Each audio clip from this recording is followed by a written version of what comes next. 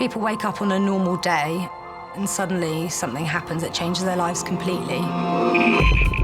Paediatric trauma call, 15 minutes.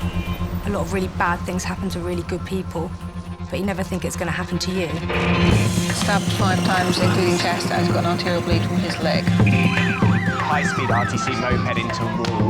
Jesus Christ, what happened? You all right? I love my wife. A&E reception, can I help you?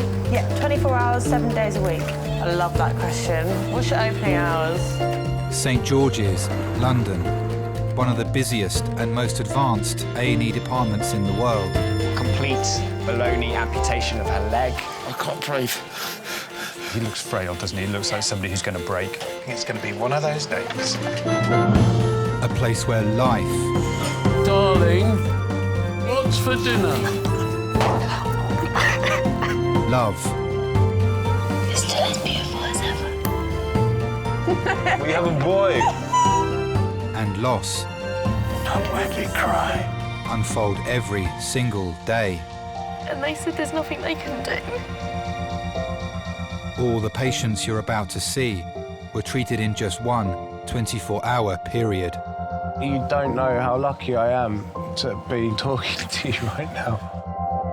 We see situations where someone's life has just been turned upside down.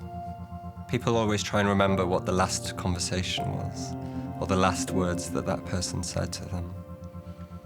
And I suppose it's so much nicer if the words that they remember are, "I love you."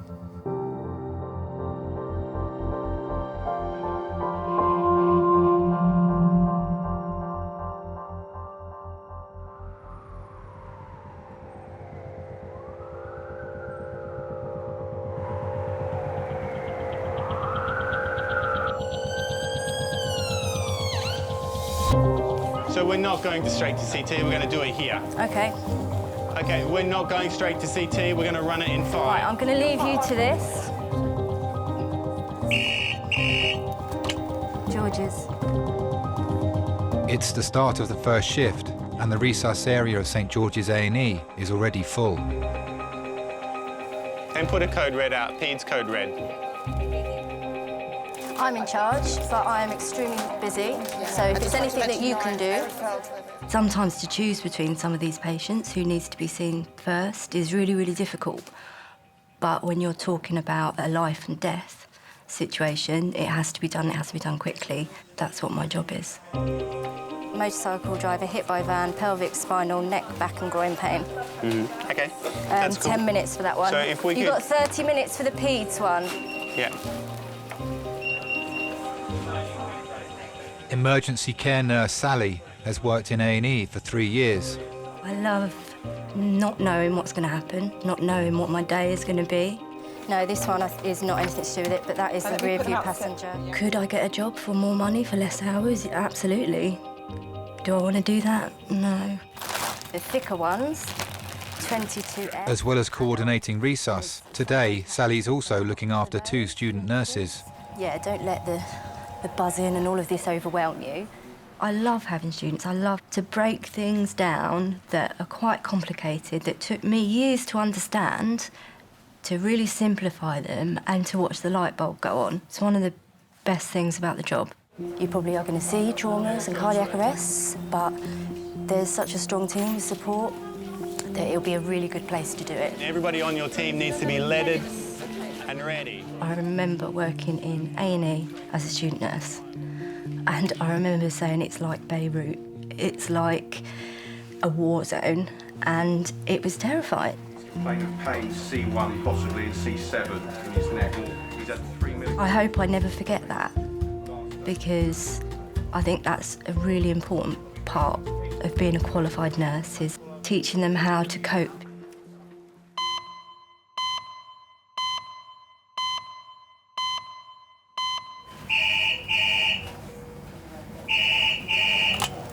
Hello, St George's. Hello, could you activate the helipad response team, please?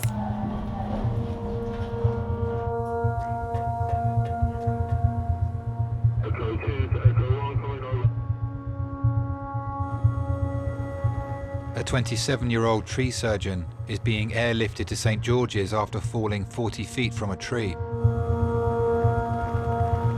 Hit several branches on the way down, unconscious for 10 minutes. So do you want to prepare for it to go straight to CT? Yes. Having fallen face first onto concrete from the equivalent of a 4-story building, the team urgently need to assess for any internal injuries.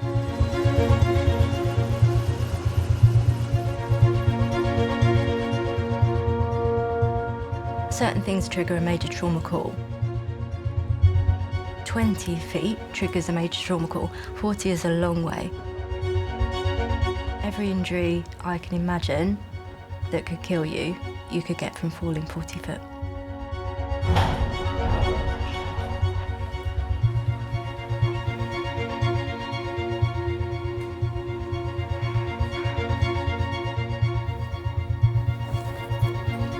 Hey guys, are you happy to go straight into CT?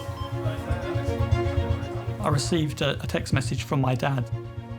Howard, Dave's friend that he was working with, has said that he'd had a tumble out of a tree. 40 feet. It's right at the top there. So when I heard that Dave had been airlifted to hospital, lots of thoughts started sort of going through my mind, I guess sort of selfishly, thinking, am I going to be able to handle this? And going to the hospital on my own and not knowing what condition I'm going to find him in. So this is David. He's a tree surgeon who was up a tree about 40 feet when his harness gave way and he's had an unrestrained fall straight down, hitting a large branch on the way down. He's had 5 milligrams of morphine and 4 of ondansetron. I remember leaving my office in Teddington and starting to walk down the street to the station where I was going to get the train. And I was praying, you know, God, please, please, please make sure that he's okay.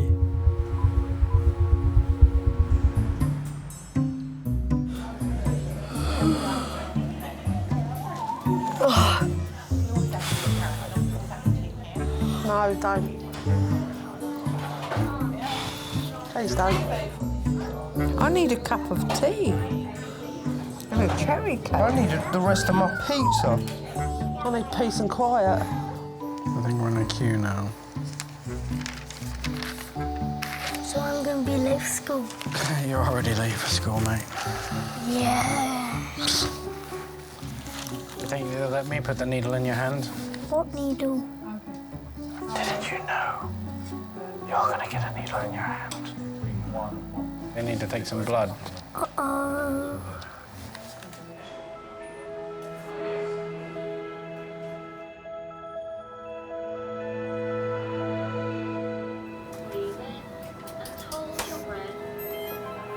The 27-year-old tree surgeon David has been rushed to St George's by air ambulance after falling 40 feet from a tree and being knocked unconscious.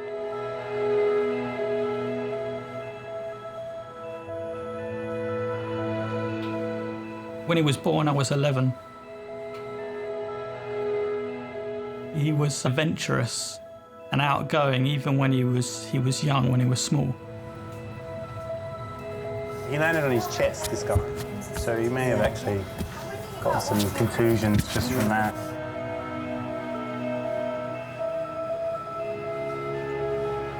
We had the ash tree in our garden, and Dad encouraged us to play. He sort of put a swing on the tree and steps leading up. We would play who could go higher, who would be most daring. And Dave would go a lot higher, right to the top.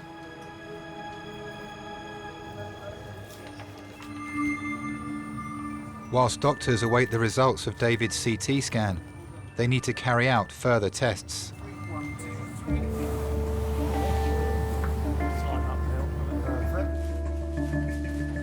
He's always doing climbing of some type or another. He's travelled all over the world on his own a lot of the time.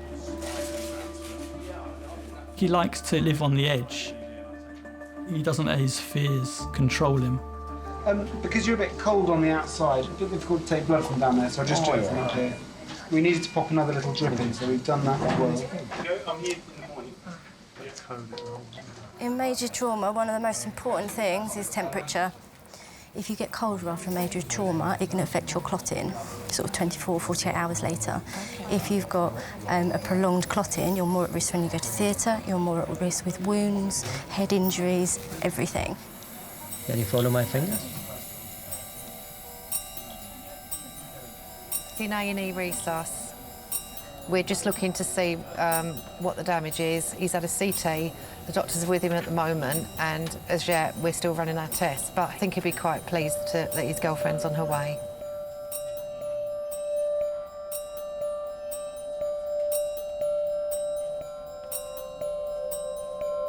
So we got an initial read on the scan. There's a crack on the pelvic bone, and there's also a fracture at the top of your neck. It's probably as you've impacted down the way you fell. It'll need to be held, so we'll change your collar for a much more supportive collar. That's the early report. I've seen the images. I can see exactly what they're talking about.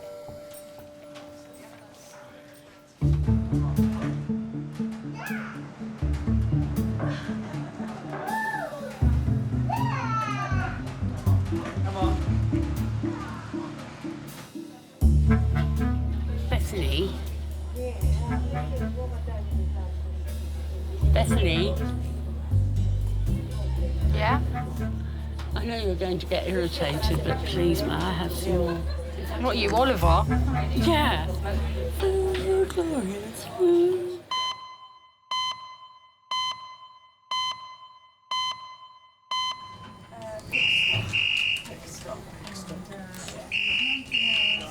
Hello, St George's.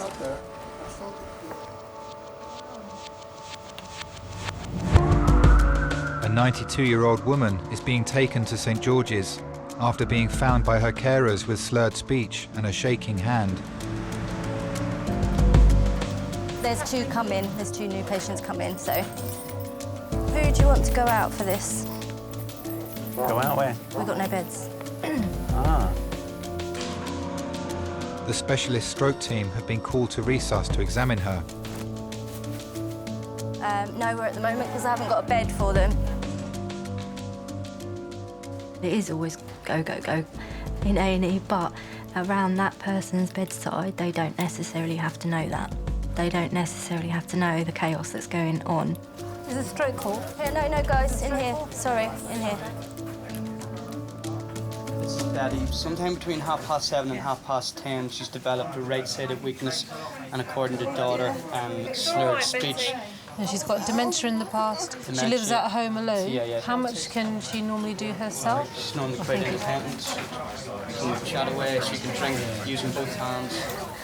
You all right, Betty? Yeah. 1, 2, 3. Oh, sorry. It's all right. Betty. Hello there. I'm Dr. Patel. Betty, you know you see your arm? Can you stop it from doing this? Doing what? This. Oh. Oh. Are you in pain? No pain. Betty? Hello. There you go.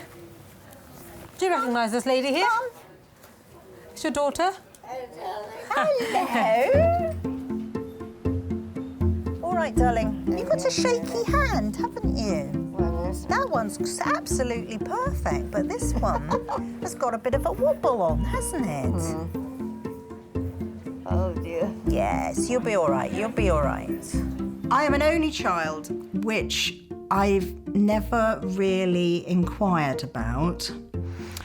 However, in hindsight, her approach to pain might explain quite a lot. Oh, sorry. That hurt, did it? Yes. I'm sorry. My mother does not tolerate pain on any level and is very vocal in letting us know if she either is in any pain or any pain is likely on the horizon, which may explain, having done childbirth once, there was no way she was ever going to do it again. They're going to come and sort you out, help you out. Yes. Hopefully do it soon. Yes, yes, yes. She is the mistress of inappropriate statements. As a teenager, she would pass comments, very personal comments, about my friends in their earshot. Oh, yes! You have got a big bottom, haven't you? Mortifying. Mortifying. You're nice and warm anyway. You're toasty warm. After ruling out a stroke, the doctors are investigating the cause of Betty's symptoms. Betty, because you have this right-sided twitch, the doctors are querying that you may be having a seizure, so I'm just going to give you some medication that will help resolve them symptoms. Okay? Fine. All right then, hold on a second. When I'm in charge of resus, I'm responsible for all patients. Right. Do you want to... Even people that might not be having lots of interventions and lots of things going on, so actually all you need to do is when you're around their bed space, take a deep breath, go in, leave all that outside and just be calm. Hello, Betty. Hello. I'm Sally. How are you doing? I'm all right, I think. I hope. You look pretty good to me, I think. Sometimes it's just as important to give people that time just to be near someone else. I'd really like you to try to have another little drink for me. For the time being. Go on, try, Mum. Nice cup of tea with some sugar. I don't think we always remember to do that, but I hope most of the time that we do.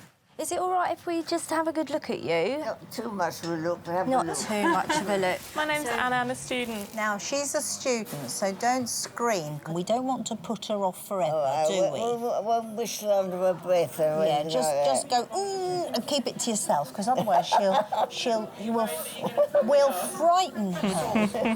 Did you scream when you were little? Only little, I never little. I know you used to scream when Dad was alive, because he used to come running, didn't he? He was very good. We have always had a good relationship, and I suppose we've always shared humour and see funny situations in most things. Not least at my father's funeral, when his adoring siblings made a floral tribute saying brother. However, the R was cut off, so what it actually said was bother. She cried with laughter, but she couldn't let them see that because they wouldn't have understood. But it was very funny. It won't last too long. I distract you by asking you to stick this one underneath your tongue. Lovely.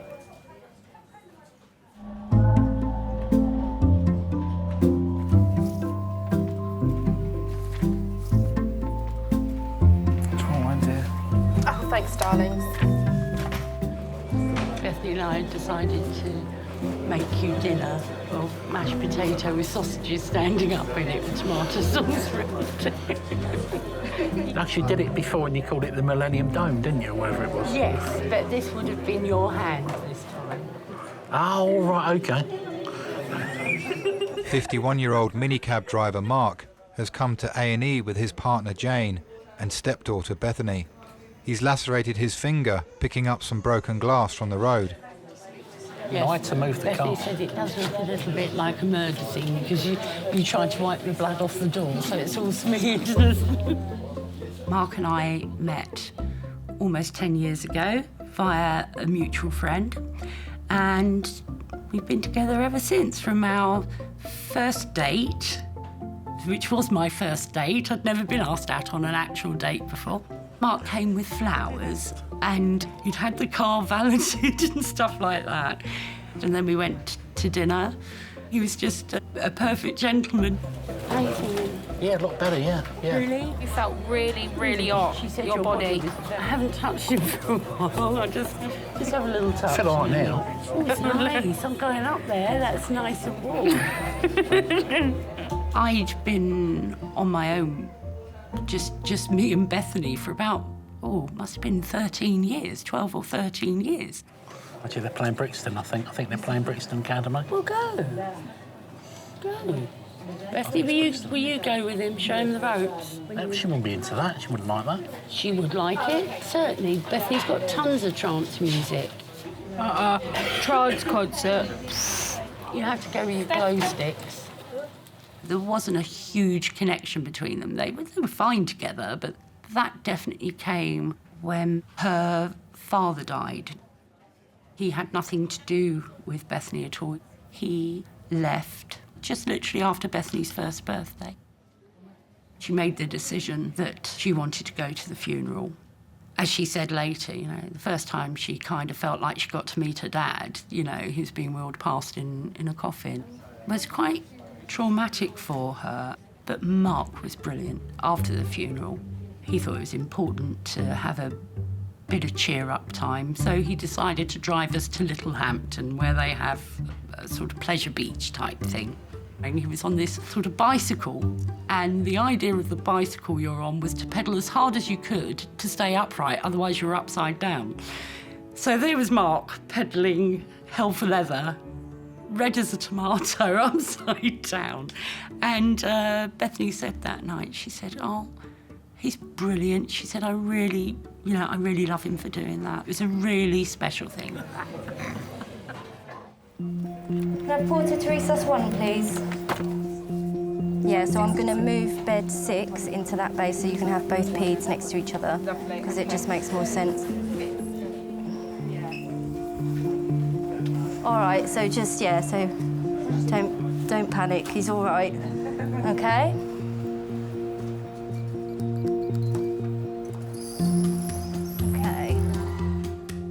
It's 3 hours since David fell 40 feet from a tree onto concrete. His older brother Martin and girlfriend Storm have arrived in resus. Oh, sorry, I brought them in because they were desperate to see him. They're worried. You come. Yeah, want to speak to him. He knows everything, so... David has regained consciousness, but has minor fractures to his neck and pelvis. We can take this off.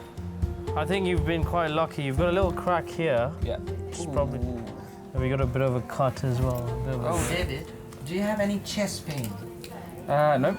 You were lying on your face, weren't you?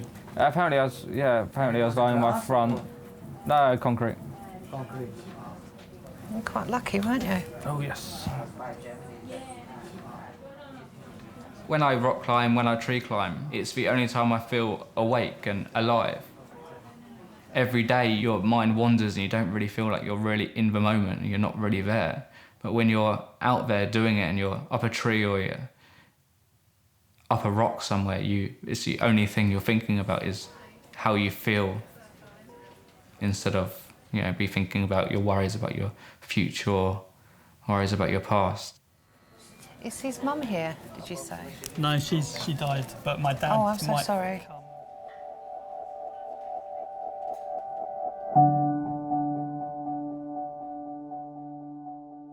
I was only 4 years old, but I remember that day very well.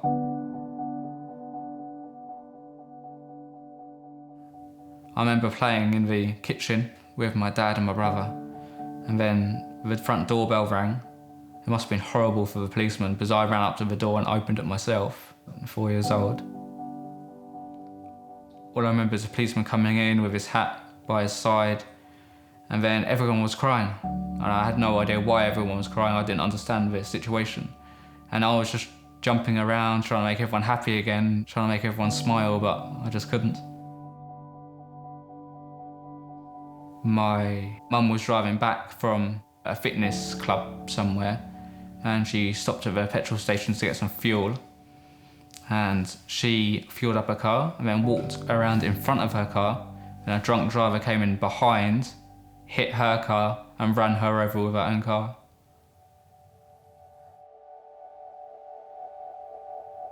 About a year afterwards, I got a recurring nightmare, so I must have known why she had gone, because of the nightmare was a flower in an orchard, and then a big dumper truck coming and crushing it with its wheel.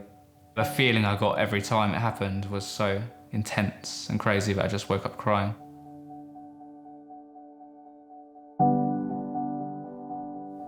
My mum was taken away from me so suddenly that I just want to live every day to its fullest And even if that means risking life, then I would do that. What does A and E stand for? So, Animal. animal and Health. health. A and E. Oh. Emergency.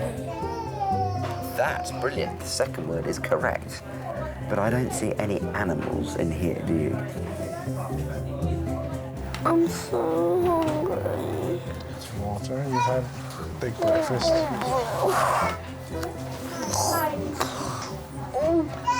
Let's see if it kills you. And if it kills you, then I'll know you were really hungry. Well, when you phoned me, you were quite high-pitched. Minicab driver Mark, his partner Jane and stepdaughter Bethany are still in A&E waiting for Mark's cut finger to be examined. You know, other than the obvious one, through your legs, you've never had any stitches, have you? Yeah, when I was a kid. Did you? Yeah, in there. It's a little strange coming into the hospital with this poor old Mark, because it would normally be the other way around. That was when I was about 4. A majority of my ill health stems from me having diabetes. Last year was a particularly horrible year. I ended up in hospital. I was in hospital for 8 weeks. So sorry. I very nearly didn't go back out. Right, okay then. I ended up in intensive care. The worst thought that I had about dying, it sounds really strange, and funny enough, it's something my mum said. My mum knew that she was dying, and she said, "But I'm going to miss you all so much."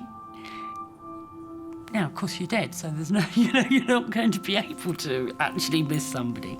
But yeah, that was it. I understood, being that potentially close to it, I understood exactly what she meant.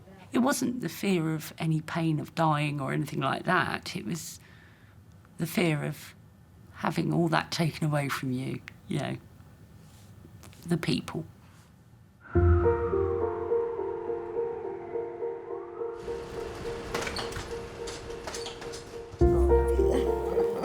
Oh, darling, why are you crying? What's wrong? Oh, darling. What's wrong? Be good to Mummy. But why are you upset? What's wrong? Betty is responding to treatment for a suspected seizure. She'll be admitted to a ward for observation. Your head comfy. There. Is that all right? Oh, look, your shaking has stopped. That's good. You see, you can open it out a bit more when it stops shaking.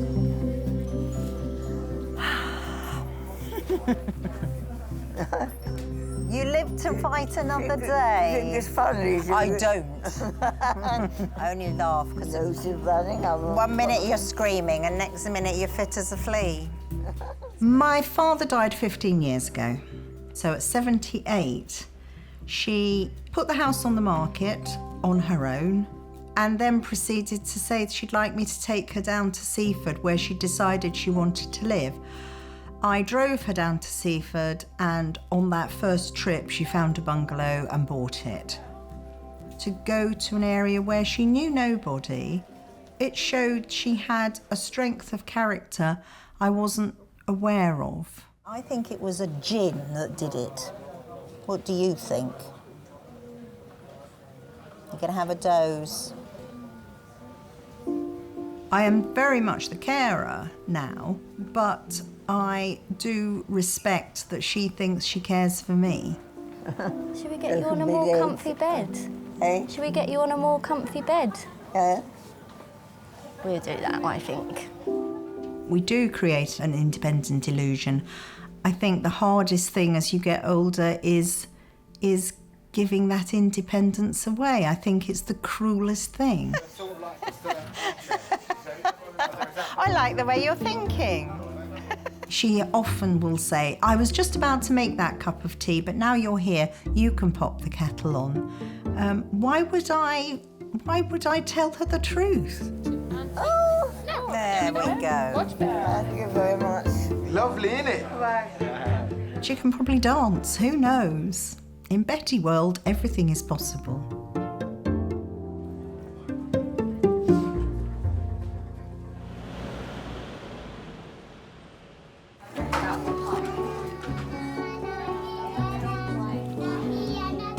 I don't want to see blood coming out of me. Yeah, I don't want to be... Oh, one bit much. Can I squeeze this one really hard so you can't feel the pain over there? I don't feel anything. See? Nothing to worry about. I don't feel anything either. You do very well.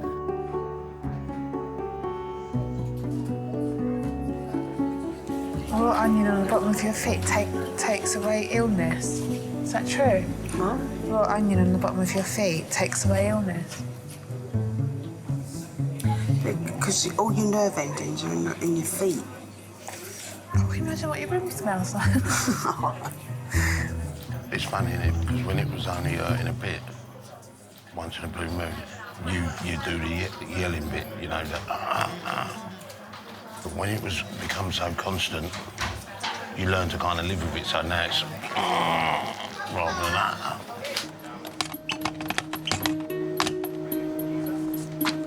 Hi, it's Sally. I need a bed. Another trauma call coming in. I'm really sorry that it won't always be like this. It gives you a bird's eye view of the way it works here. I was a bit like stunned. It's just fighting fire. Yeah. It's just fighting fire. This job is the most stressful job I've ever done. It is, without doubt. For airbag deployed, RTC, about 30-year-old plus. So it's a trauma? That's what I thought, yeah. I mean, people at work laugh about me because I carry my pencil case. And I've got my pencils in it, I've got a bit of makeup, I've got a toothbrush in it for night shifts. And people laugh at me for that, but the main reason I carry that is when you cry at work as often as I do, you have to have some way of sorting yourself out. And then when you hand over to someone at the end of the day, you just shake it all off and go home. Adult trauma call 6 minutes.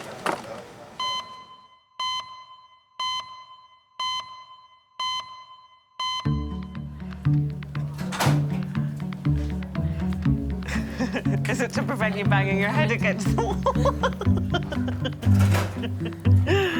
To prevent damage. This man fell 40 feet out of his tree surgeon. Oh, really? He landed face first as well. Doctors have found 2 fractures in David's neck and pelvis. They're also observing him because of his prolonged loss of consciousness at the scene. I watched this thing last night about a cat that fell from the 75th floor of a building and survived. It's me. It's you. I feel quite dizzy, actually. I should think you would after falling 40 foot from a tree. I feel quite dizzy. Okay, I'll take some blood pressure off you. You got any more water? Not overheating. It is hot in here, though.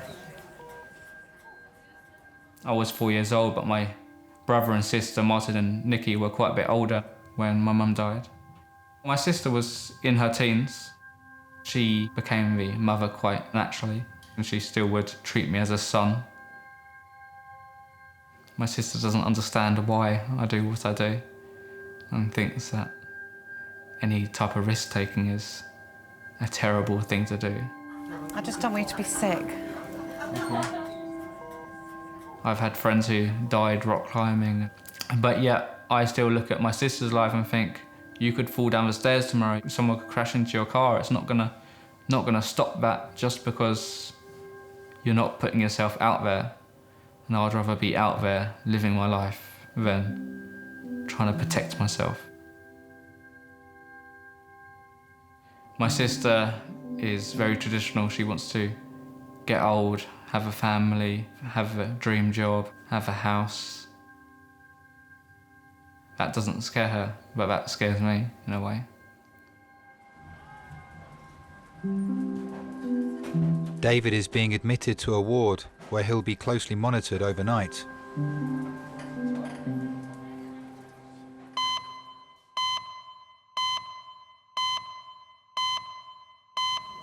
So get her some water, get the bladder scanner. Hello, A&E. Yes. St George's, hiya.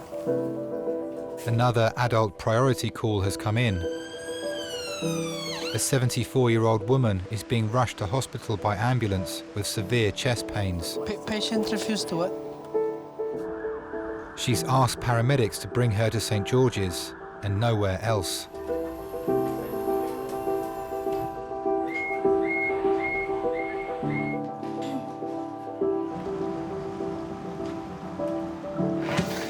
I'm frightened of hospitals.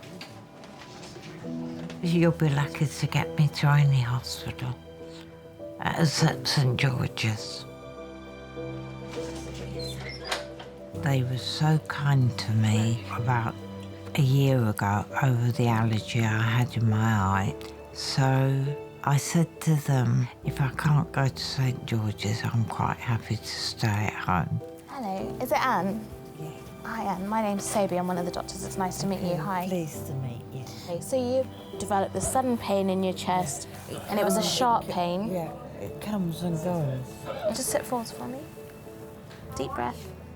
Doctors want to x-ray Anne's chest to find out what's causing the pain. Breath in for me. Hold. Breathe normally. Hi, my name's Tim. I'm one of the nurses. How are you feeling? It's coming back now. 2 seconds.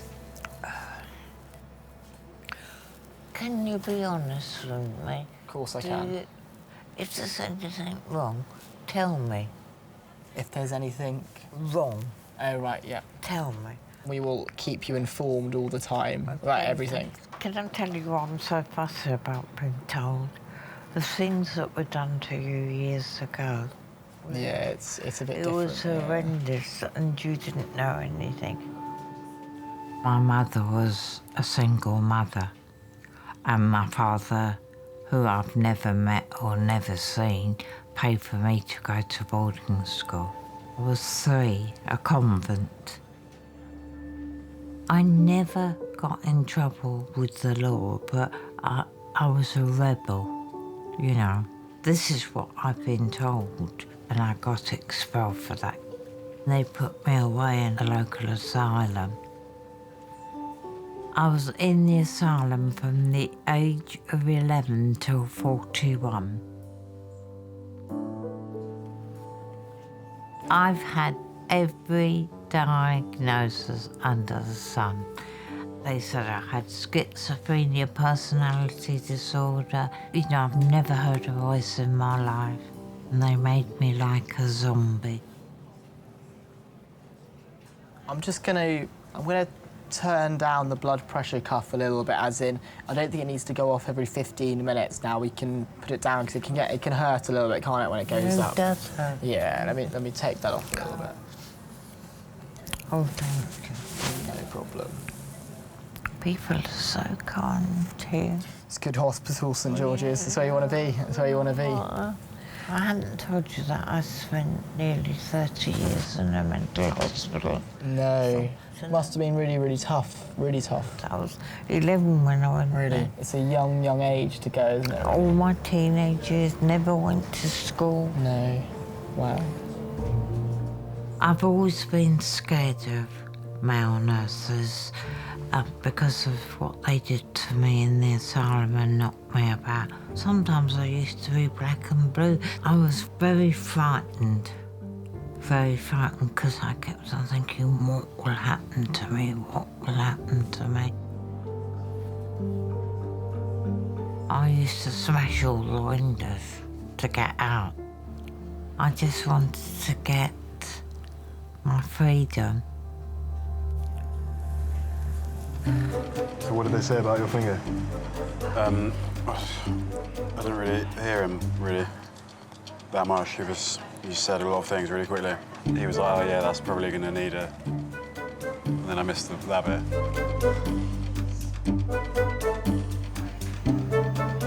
After cutting his finger on broken glass, Mark is waiting in reception to be examined.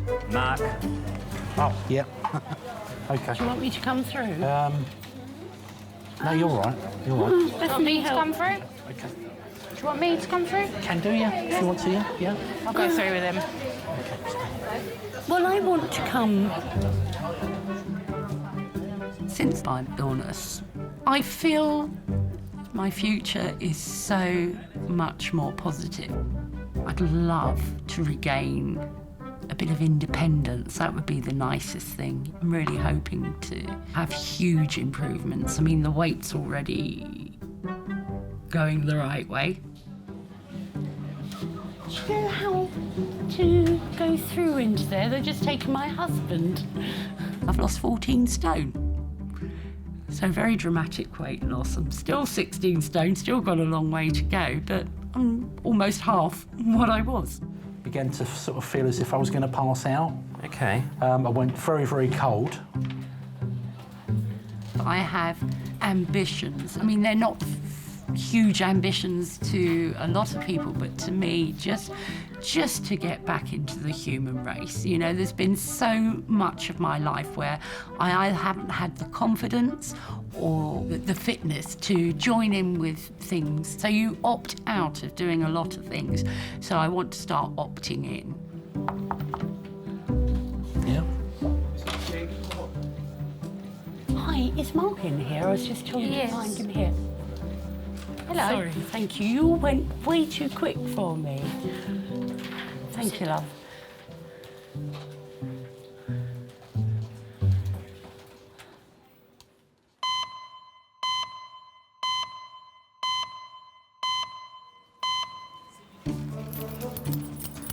If you're the one that sees him go off to CT, then just quickly scribble the time down.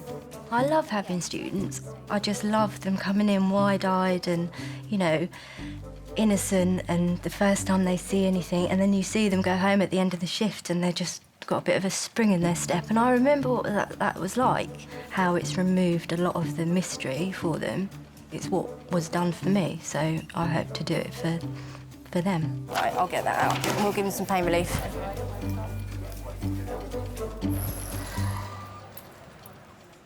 It's there again. There again. Does it stay there, or does it read? Does it go anywhere else? Just there. Just there. Yeah. Just there. And test results have ruled out a heart attack. Doctors suspect her chest pains have been caused by an acute digestive condition. We've got some Gaviscon for you by here. So it may be worth giving it a little drink and seeing whether or not that helps with the pain. Do you think that's what it is? Well, it could help. I would definitely give it a quick shot, sort of like Sambuca or Tequila. Got about 20 mils in there. Perfect. Yeah. No worries. Thank you. I came out of this on March the 8th, 82. I never forget my first night in my flat. Oh, it was like heaven. To think I was free, I could do as I want. I value my independence. It's up to me and him and me. I'm in control of my life. And you're managing okay by yourself? Yeah, but I've got a soulmate that lives next door, John, and he's absolutely fantastic. I met my first real friend when I was 45. Hi, is that John? Yeah, nothing to worry about at all. I'm sure she'll fill you in later on when you get home. John, I don't know what I'd do without him. No worries, take care. Tucks me into bed and he kisses me goodnight and he says, "What time do you want calling in the morning?" And I say, 6:30. But I have got exams now.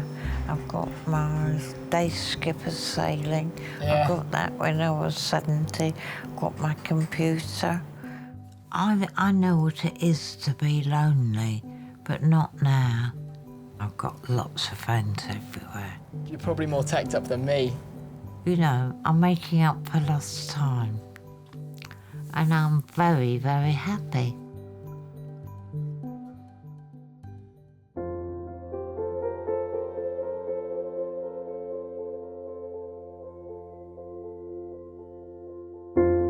She has realised she's at the end of her life. She's not worried, she's not afraid.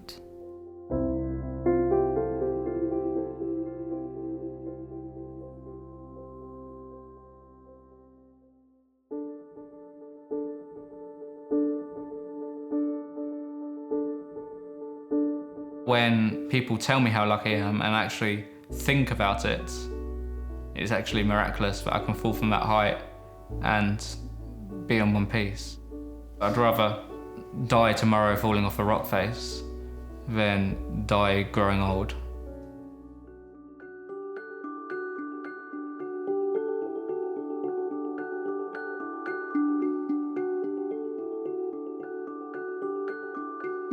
There's absolutely no point whatsoever in dwelling on the past or how miserable it's been or how happy. You know, it's past. It's what you're going to do in the future. I think next year has got to be our year.